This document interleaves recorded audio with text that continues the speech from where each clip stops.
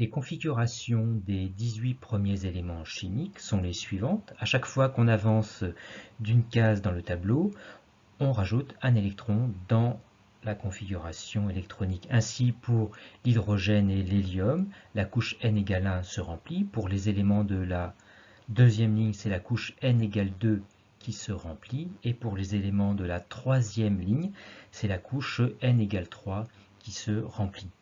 Ce rangement précis des éléments chimiques fait apparaître la périodicité du nombre d'électrons de valence. En effet, on retrouve un électron de valence pour les éléments de la première colonne, 2 électrons de valence pour les éléments de la deuxième colonne, 3 électrons de valence pour les éléments de la 13e colonne, et ainsi de suite jusqu'à la 18e et dernière colonne, avec 8 électrons de valence.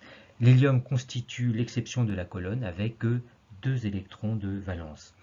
Le nombre d'électrons de valence est facile à retrouver car il correspond à l'unité du numéro de la colonne à chaque fois. Et c'est cette périodicité du nombre d'électrons de valence qui est à l'origine des familles d'éléments disposés en colonne, c'est-à-dire des éléments qui partagent une réactivité chimique proche.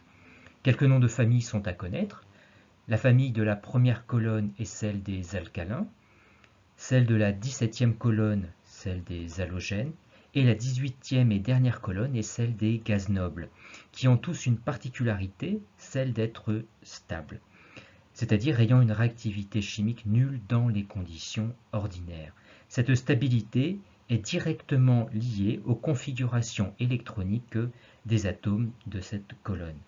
Et les autres atomes de toutes les autres familles vont tous chercher à tendre vers cette stabilité, c'est-à-dire concrètement se rapprocher de la configuration électronique d'un des gaz nobles.